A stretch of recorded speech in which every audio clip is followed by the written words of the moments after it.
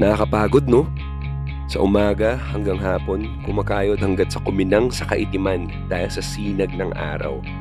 Sa gabi, pag-uwi, magdadasal, hihiga sa kama, tapos kinabukasan, nasisiyahan na sa tulog na kulang.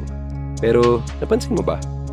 Pagkagising, humahanap ka pa rin ng rason sa pagngiti para sa apoy ng pangarap na hindi namamatay.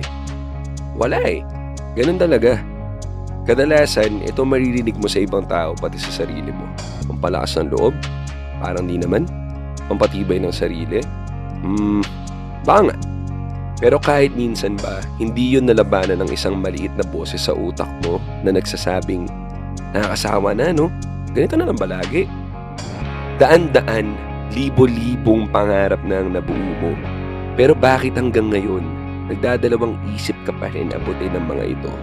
Kapital, kulang sa kaalaman, o sadyang kaba at takot lang.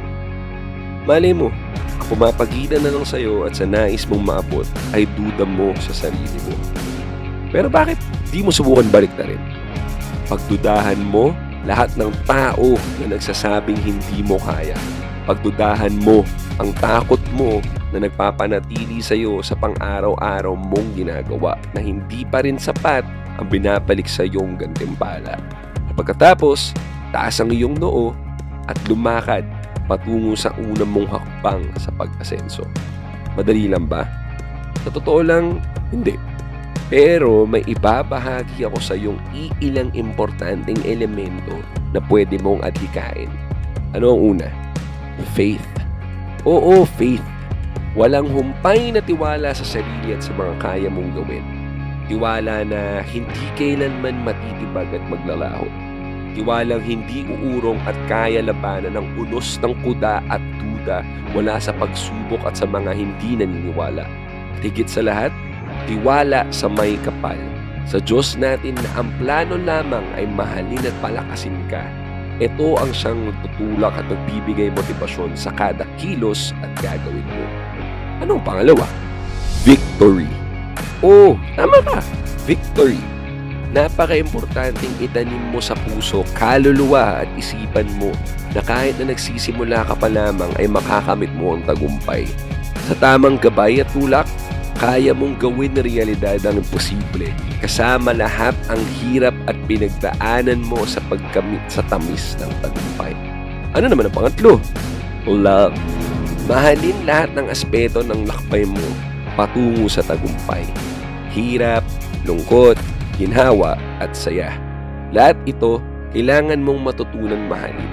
Ito ang siyang susi upang lumaki ang iyong pangunawa sa mga darating na panalo at paspas sa buhay mo. Matutunan mahalin ang sarili mo upang maibahagi mo rin ang biyaya at pag-uruga sa ibang tao. Pangapat, transform. Pagbabago, ika nga. Sa lakbay na ito, kailangan natin iwan ang lumang sarili natin. Ang ibabaon lamang ay lahat ng mabuting asal at ang mga aral. Upang mapanatili ang pag-unlad, kailangan natin matutunan lumayo at lumabas sa lugar kung saan tayo komportable. Huwag kang mangamba. Mangitid man ang daan, may liwanag pa rin nakaabang sa dulo para sa iyo. Sundan mo lang. Ano naman ang panglima? Purpose. Layunin. Ano nga ba ang layunin mo at sinimulan mo lahat ito? Kayamanan, makaalis sa hirap, o lahat ng yan at ipasa rin ng kaalaman sa iba? Abay mabuti. Ang ating layunin ay dapat hindi lamang pansarili. Marapatin din natin na tumugon sa pagtulong sa mga nangangailangan. Ito na ang oras mo para ipasa ang iyong kaalaman at gumabay sa mga taong nais din makamit ang biyaya at tagumpay. Gratitude. Pasasalamat. Sa lahat ng hirap, saya, lungkot at tagumpay mo ay ito ka na ngayon. Isang individual na buo ang loob, matibay ang paninindigan, maraming natulungan at malayo na ang narating. Ito na ang oras upang magbalik tanaw sa iyong paglalakbay at magbigay pugay sa lahat ng tumulong at hindi nawalan ng tiwala sa iyo. Taas noo, ngiting buo. Oras na upang maglakbay muli sa ikalawang yugto ng iyong pag-asenso. Marahil, natatanong mo rin ngayon, saan ko natutunan lahat ng ibinahagi ko? Sinong kaagapay ko sa tinahakong daan? At ang sagot ko, I am worldwide. Dito ako namulat na may mga taong handa akong gabayan sa aking pag-unlad.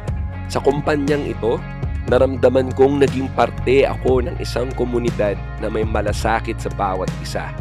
Dito sa I Am Worldwide, walang pangako at pangarap ang hindi nila kayang tuparin para sa iyo. Kaya ano pang hinihintay mo? Ikaw na lang ang kulang dito. I am grateful for all my accomplishments. I am grateful for all these years. I am great. I am worldwide.